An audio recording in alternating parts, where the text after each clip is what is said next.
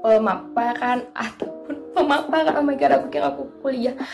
Oke, welcome back to my YouTube channel. Dan kali ini aku akan membahas tentang teori realisme. Jadi teori realisme adalah teori yang paling pertama aku pelajarin dalam hubungan internasional, dan sekaligus adalah teori yang paling dominan dan yang menurut aku adalah teori yang cukup mendominasi ya, dan utama dalam hubungan internasional.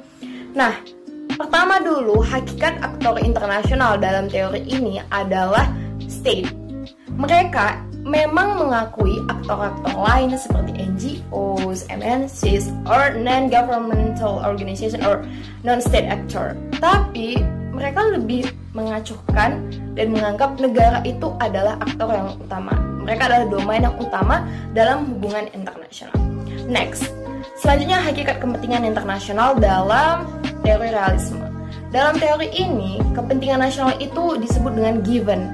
Kenapa? Karena kepentingan nasional itu memang sejatinya itu sudah berasal dari dalam negara tersebut. Negara manapun mereka pasti akan mengutamakan kepentingan mereka. Dan tidak hanya negara besar saja, negara kecil pun turut mengutamakan kepentingan dan tentunya untuk menjamin kedaulatan mereka. Dan semua kepentingan keamanan, ekonomi itu based on survival atau tergantung pada bagaimana pencapaian mereka dalam mengejar kepentingan tersebut. Kemudian, hakikat struktur internasional dalam teori ini adalah bersifat anarki. Anarki itu artinya adalah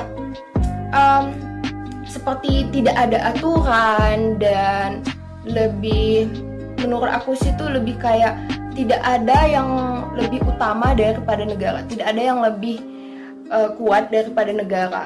Dan ya, bisa jadi dalam teori ini sebenarnya hukum internasional pun itu dianggap tidak utama karena negara adalah faktor utama dan pemain utama. Kemudian ada istilah zero sum game. Zero sum game artinya ada satu aktor yang akan menang dalam konflik antara negara. Artinya akan ada negara yang akan muncul menjadi pemenang menurut dari teori ini. Kemudian yang perlu diperhatikan lagi adalah adanya istilah balance of power dalam teori realisme. Artinya ya, semua negara itu akan sama-sama ingin menyeimbangkan kekuatannya, dan tentunya dengan self-help ya, dengan bantuan dari diri sendiri. Dan ya, menurut aku teori ini emang egois dan lebih mengutamakan kepentingan dari negara. Dan ya, tetapi sebenarnya teori ini sangat relate dengan apa yang kita lihat di perpolitikan internasional atau dalam panggung hubungan internasional, karena teori ini bersifat real. Kenyataannya adalah seperti ini.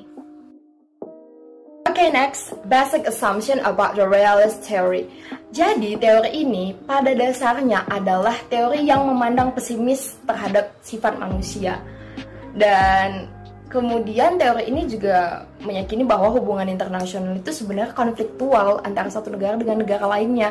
Dan pada akhirnya ya diakhiri dengan perang, war. Jadi emang ya gimana ya, menurut aku teori ini sebenarnya lebih menunjukkan bahwa kita itu sebenarnya nggak bisa kerjasama dengan negara lain. Even kita ada kerjasama sekalipun sama negara lain, kita tetap akan mengutamakan kepentingan dari negara kita. Dan ketika kepentingan tersebut tidak tercapai, maka yang aku bilang anarki, atau yang bisa dibilang anarki itu adalah suatu kondisi di mana ketika kepentingan dari satu negara dengan negara lainnya itu berbenturan, terjadilah clash. Karena sebenarnya tidak ada yang bisa mengatur negara tersebut menurut pandangan dari realisme ini. Oke, kemudian mereka ini juga menjunjung tinggi nilai-nilai keamanan nasional dan nilai-nilai domestik mereka.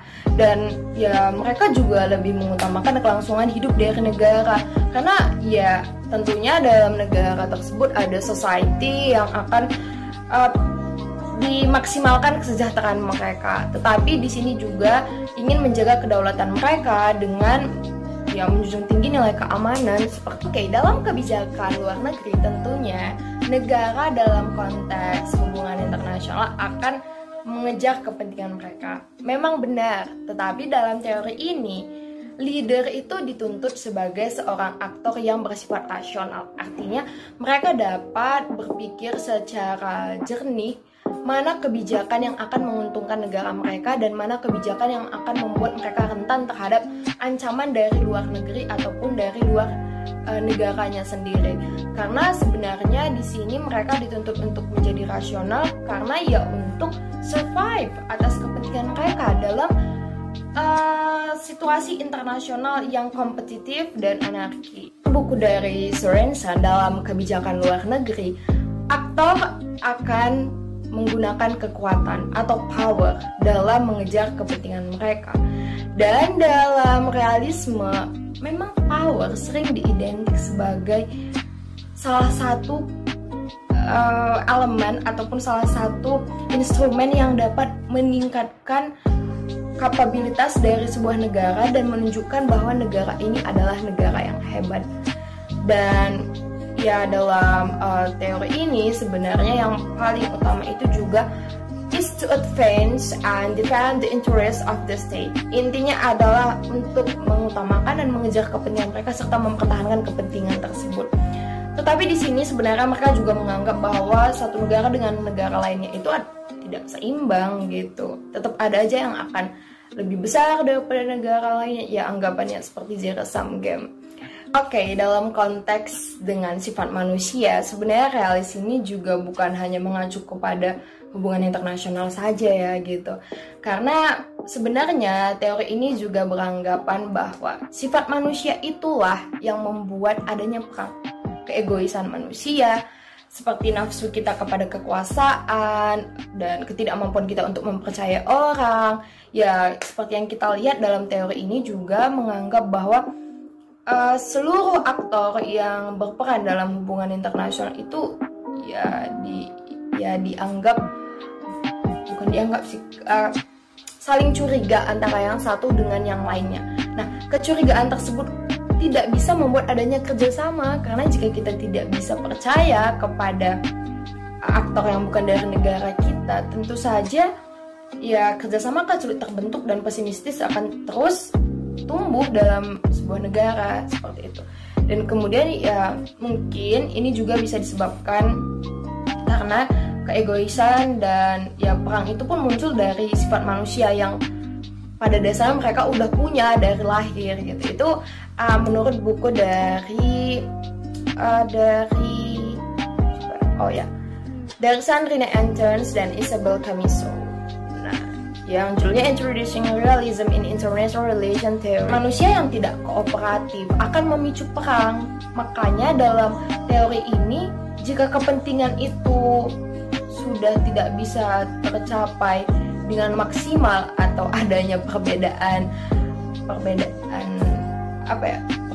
tujuan yang mungkin akan dapat menimbulkan sebuah pertengkaran ataupun konflik kelas biasanya gitu antara satu negara dengan yang lainnya.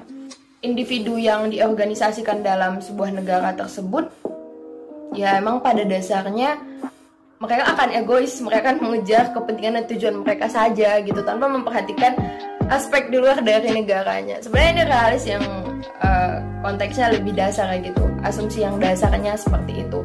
Karena sebenarnya realis itu banyak cabangnya, ada neoklasik, neorealism, ada klasik, ya ada neoklasik, dan nanti kita akan bahas di video yang selanjutnya. Meskipun banyak yang mengkritik teori realisme, tetapi kenyataannya teori ini memang benar-benar menunjukkan bagaimana gambaran ataupun situasi dalam hubungan internasional atau dalam politik internasional. Meskipun pandangan dari idealis atau pandangan dari liberal akan pandangan teori realisme dianggap lebih terlalu egois ya, dan banyak kritikan ya terhadap teori realisme sebenarnya.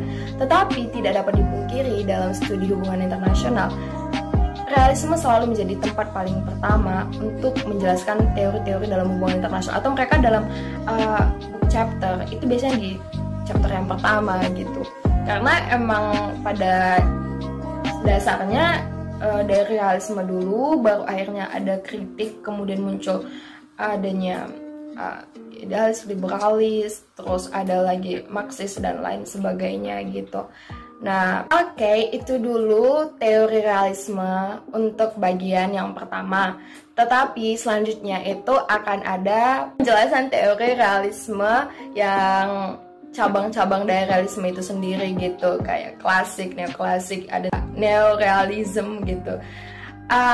And then don't forget to subscribe and like my videos and share. Okay guys, see you, bye bye.